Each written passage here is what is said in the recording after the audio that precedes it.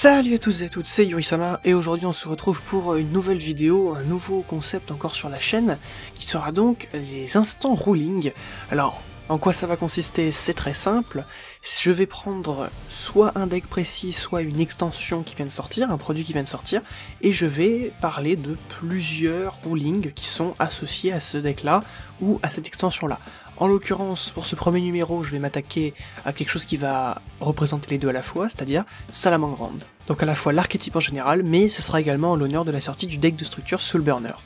Tout d'abord partons sur la magie de terrain, le sanctuaire, parce qu'elle contient à elle seule le concept primordial du deck, qui est l'invocation lien réincarné. Alors c'est un terme utilisé dans la série afin de désigner le fait d'utiliser un monstre lien précis comme matériel lien, afin d'en invoquer une autre copie. La particularité étant qu'on n'utilise que le monstre lien et rien d'autre à côté, et c'est possible justement une fois par tour grâce au sanctuaire. Donc mettons que j'ai un loup du soleil sur le terrain, je décide d'appliquer l'effet du terrain, qui est un effet continu au passage, ça ne s'active pas, lisez bien la ponctuation, et donc j'utilise mon loup du soleil comme matériel afin d'en invoquer un deuxième par lien. J'ai littéralement réincarné le loup. Et c'est justement avec ça que le loup et le léo peuvent être considérés comme ayant été invoqués par lien en utilisant un monstre du même nom que celui-ci comme matériel. C'est une phrase qui est très pompeuse, mais pour pas grand chose au final. Ça veut juste dire qu'il a été invoqué par lien réincarné, et ça on le retrouve sur différentes magies pièges dans l'archétype par exemple. Et comme vous pouvez le lire, ils gagnent un effet additionnel s'ils ont été invoqués avec une copie d'eux-mêmes. Bon après, on n'est pas obligé de passer par le terrain, on pourrait avoir un loup et un autre monstre et faire un deuxième loup, ou un chaleur léo et deux autres monstres pour faire un autre léo. A savoir que même si Phalanx ne gagne pas d'effet si invoqué ainsi à proprement parler, on peut quand même s'en servir pour avoir un monstre qui a été considéré comme un réincarné, pour faire revenir le contre-piège depuis le cimetière par exemple. Alors je fais un léger détour de l'archétype pour passer par le Perio format, puisque une chose importante qui concerne ce monstre, donc que j'aborde uniquement parce qu'il est dans le deck de structure Soulburner, c'est qu'il peut copier le nom d'un monstre lien Salamangreande, ainsi que son type et son attribut, mais il ne devient pas un monstre lien pour autant. On peut pas juste l'invoquer, copier Chaleur Léo, et directement, grâce au terrain, invoquer un autre Chaleur Léo, puisque le terrain il précise qu'on doit utiliser un monstre lien de même nom. En revanche, il peut prendre le nom, et donc débloquer l'effet bonus des monstres liens, normalement débloqué lorsqu'on les réincarne. Alors on enchaîne avec le Roule-Boule, qui, s'il est invoqué via son effet, doit être banni lorsqu'il quitte le terrain.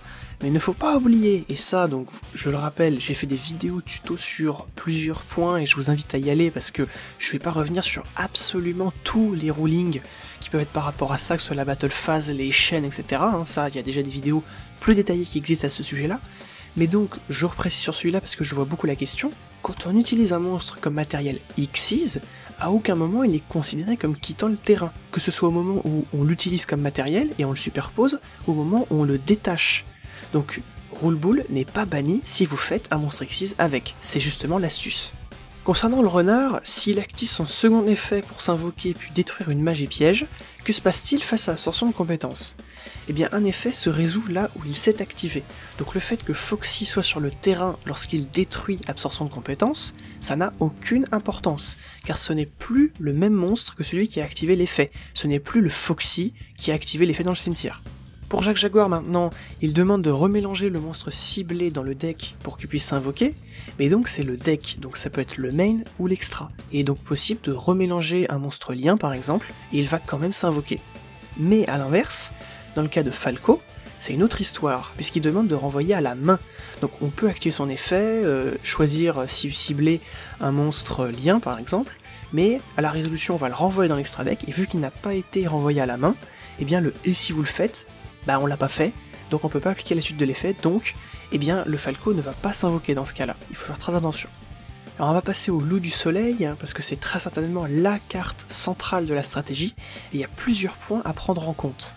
Déjà, son premier effet peut se déclencher si c'est l'adversaire qui invoque dans la zone qu'il pointe, mine de rien ça sera quand même utile plus d'une fois dans vos duels. Et surtout, le monstre ajouté à la main est soumis à la contrainte.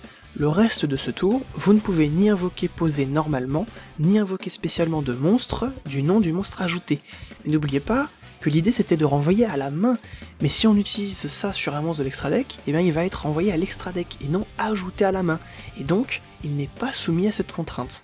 Alors je vais avoir une remarque légèrement similaire concernant le monstre Xyz, Étalon Mirage, puisque n'oubliez pas qu'il est écrit dans son premier effet, après l'invocation spéciale, vous ne pouvez pas activer d'effet de monstre feu exclu, le reste de ce tour.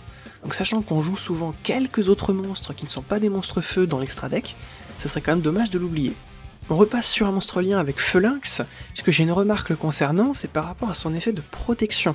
On ne voit ni de point ni point virgule, donc ça ne s'active pas. Il se bannit et ça s'applique au moment où la destruction aurait dû avoir lieu, donc ne pas oublier ça.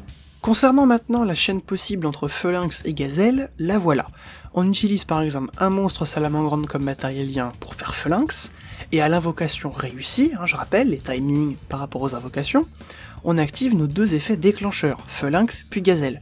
On n'a pas vraiment le choix de l'ordre, puisqu'on doit d'abord activer les déclencheurs qui sont dans un endroit public, le terrain par exemple, puis ceux dans un endroit privé, ici la main.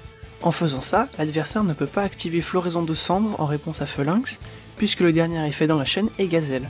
A noter, et vous avez pu le remarquer si vous jouez par exemple sur Yu-Gi-Oh! Pro Percy, que en OCG, c'est pas la même chose. Percy utilise les rulings de l'OCG. Et en OCG, les effets déclencheurs optionnels qui sont dans la main par exemple, dans un endroit privé de manière générale, eh bien ils fonctionnent pas de la même manière. C'est, allez, grosso modo, pour simplifier, on va dire, traités comme des effets rapides. Mais c'est encore un peu différent. Il y a des histoires de priorité qui sont un peu différentes du TCG. Je rappelle que les règles TCG, j'en ai parlé dans ma vidéo sur les chaînes. Alors ensuite par contre, un petit point qui diffère de la volaille au niveau de l'effet d'invocation spéciale, autant Gazelle dit bien que le monstre doit être envoyé depuis notre cimetière, donc c'est quand même un peu plus localisé, volaille a une phrase générale, et donc marche également si c'est l'adversaire qui invoque un salamandre, donc par exemple en mirror match, juste petite précision. On continue avec Chaleur Léo, puisque j'ai une petite précision, étant donné que c'est quelque chose que j'ai dû ajouter en commentaire épinglé sous ma vidéo sur les monstres pendules, n'oubliez pas d'aller regarder toujours, comme d'habitude. Une zone pendule, lorsqu'elle est considérée comme telle, parce qu'elle est utilisée comme telle, eh bien c'est également encore une zone magie piège. Ça passe pas d'une à l'autre en réalité, ça devient vraiment une zone pendule, puisque occupée en tant que telle, mais elle reste une zone magie piège.